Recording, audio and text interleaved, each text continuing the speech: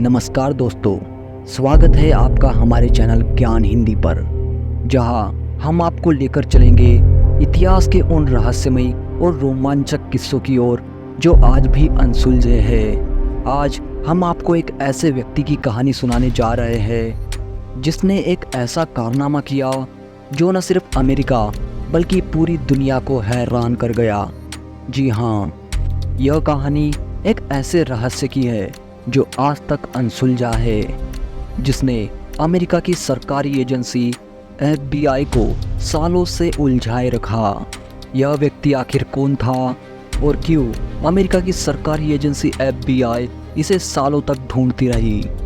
तो चलिए इतिहास के एक और रोमांचक सफ़र पर जानते हैं अमेरिका के सबसे रहस्यमय इंसान DB कूपर के बारे में। It's one of the most notorious unsolved crimes in U.S. history. You say D.B. Cooper, history that no one has been able to crack for almost 40 years, a legendary hijacking that has taunted the FBI for decades. D.B. Cooper. A 52-year-old mystery, the infamous D.B. Cooper hijacking. Well, it's a fascinating and famous unsolved case. Finally solved the mystery of who really was D.B. Cooper. वह दिन था 24 नवंबर 1971 का। रोज की तरह उस दिन भी airport का माहौल आम था। वहाँ मौजूद यात्री यहाँ से वहाँ जा रहे थे, अपने हाथ में काला बैग लिए और काला कोट पहने हुए एक इंसान टिकट काउंटर की ओर पहुँचा। उसने $20 देकर काउंटर से फ्लाइट की टिकट खरीदी, जिसमें उसने अपना नाम डैन कूपर लिखा। यह नाम उसका असली नाम था कि नहीं, यह किसी को भी नहीं पता। उसने अपने लिए सिएटल जाने वाली प्लेन की टिकट खरीद ली। पोर्टलैंड से सिएटल जाने वाली फ़्लाइट 305 में सवार होकर वह निकल पड़ा, एक ऐसे कारनामे को अंजाम देने जो आगे चलकर अमेरिका की सुरक्षा एजेंसीज पर एक काला दाग लगाने वाला था। कूपर एयर होस्टेस को टिकट दिखाकर बोइंग 727 में बैठ गया। उस दौर में अमेरिका एयरपोर्ट्स पर कोई खास जांच नहीं होती थी और ना ही कोई खास सुरक्षा के इंतजाम किए जाते थे। उस दिन कूपर को प्लेन की सबसे पिछले हिस्से की जगह मिली थी, जो कि उसे अपने काम को अंजाम देने के लिए सबसे बेहतर थी। कूपर ने बाकी पैसेंजर्स की तरह अपना सामान लॉफ्ट में ना रखकर अपने पास ही रख लिया। पोर्टलैंड से सिएटल की दूरी सिर्फ 30 मिनट की थी, इसलिए कूपर ने बिना किसी देरी किए खौफ का खेल शुरू कर दिया। उसने पास ही बैठी एक एयर होस्टेस को एक लेटर दिया। पहले तो एयर होस्टेस को लगा कि कूपर कोई बिजनेसमैन है और वह उससे फ्लर्ट कर रहा है, लेकिन जैसे ही एयर होस्टेस ने लेटर को खोला तो उसके होश उड़ गए।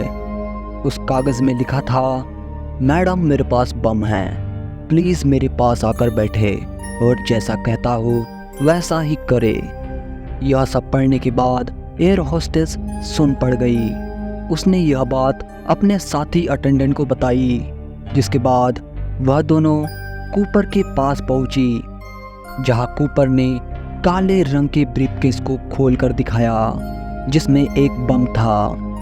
जिसके बाद कूपर ने अटेंडेंट को अपनी सारी शर्तें बताई। उसने कहा कि नज़दीकी एयरपोर्ट पर प्लेन लैंड कराया जाए और उसमें फिर से फ्यूल भरा जाए। इसके साथ ही साथ उसे $2 लाख और 4 पैराशूट भी चाहिए थे। अटेंडेंट सीधा पायलट के पास पहुंची और उसे सारी बात बताई।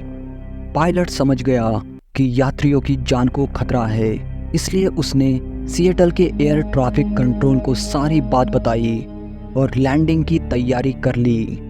प्लेन लैंड होते ही अमेरिका की सरकार की तरफ से कूपर की सारी शर्तें पूरी की गई। शर्तें पूरी होने के बाद कूपर ने यात्रियों को वही उतार दिया, लेकिन क्रू मेंबर के साथ उसका प्लेन मैक्सिको के लिए निकल पड़ा।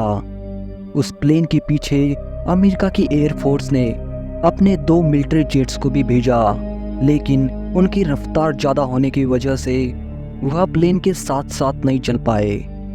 लेकिन फिर भी अमेरिका की सरकारी सुरक्षा एजेंसीज ने प्लेन पर पूरी नज़र बनाए रखी थी। कूपर ने कैप्टन से कहा था कि प्लेन को 10,000 फीट की ऊंचाई पर ही उड़ाया जाए। इसके पीछे उसका क्या मकसद था यह तो नहीं पता, लेकिन बीच रास्ते में ही उसने प्लेन से छलांग लगा दी और कहीं गायब हो गया। जब इस मामले में पुलिस ने जांच की, ऐसा लग रहा था कि वह व्यक्ति जमीन पर उतरा ही नहीं। उसका कोई ठिकाना भी नहीं मिला। डीबी कूपर का कोई पुराना रिकॉर्ड भी नहीं था। दुनिया की सबसे बेहतरीन खुफिया एजेंसी FBI इस केस के सुराग ढूंढने में लग गई। क्रू मेंबर्स की मदद से डीबी कूपर की स्केच बनाई गई। ऐसे किसी व्यक्ति को ढूंढने पर इनाम भी रखे गए थे। और तो और डीबी कूपर्स को दिए गए सारे नोट्स के नंबर पुलिस ने पब्लिक कराए ताकि डीबी कूपर का कोई भी सुराग मिल सके। लेकिन मार्केट में ऐसा कोई भी नोट नहीं पाया गया और ना ही कोई भी डीबी कूपर को ढूंढ पाया। डीबी कूपर ने जिस जगह पर छलांग लगाई थी वह जगह पहाड़ियों से भरे एक जंगल की थी, जिस वजह से पुलिस को यह लगा कि शायद डीबी कूपर सेफ लैंड नहीं कर पाया। लेकिन डीबी कूपर की कोई भी लाश नहीं मिली थी और ना ही उससे जुड़े कोई भी सुराग मिल पाए थे, जिस वजह से यह कहना मुश्किल था कि डीबी कूपर मर चुका है। इसलिए FBI कूपर को ढूंढने में लगी हुई थी। और इसके लगभग 9 साल बाद कूपर से जुड़ा एक सुराग सामने आया। 1918 में कोलंबियन रिवर के पास जब एक बीच में बच्चा खेल रहा था तो उसे कुछ फटे पुराने नोट मिले। इन सारे नोटों के नंबर्स डीबी कूपर को दिए गए नोटों से मैच हो रहे थे। यह जगह डीबी कूपर की छलांग लगाई हुई जगह से दूरी में थी, लेकिन इसका मतलब यह था कि डीबी कूपर सेफ लैंड कर चुका था और यह नोट शायद उसने ही यहाँ पर छुपाए हो, ऐसा अनुमान कुछ एक्सपर्ट्स ने लगाया। और लगभग $5,000 के यह नोट मिलने के बाद यह केस और भी उलझता जा रहा था। डीबी कूपर जैसे दिखने वाले कई व्यक्तियों की जांच की गई, लेकिन डीबी कूपर का कोई भी सुराग FBI को नहीं मिल पाया। डीबी कूपर एक ऐसा रहस्यमय इंसान बन गया जिसके बारे में आज लगभग 50 साल होने के बाद भी कई दावे किए जाते हैं। कोई कहता है कि वह एक टाइम मशीन से आया हुआ एक समय यात्री था जो रहस्यमय तरीके से गायब हो गया।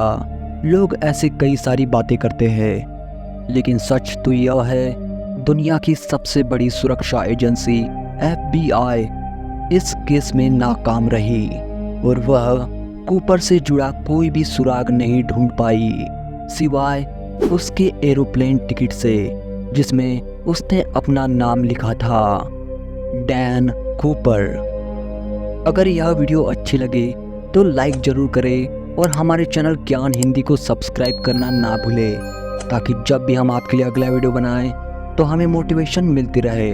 जल्द मिलेंगे नए वीडियो के साथ। धन्यवाद।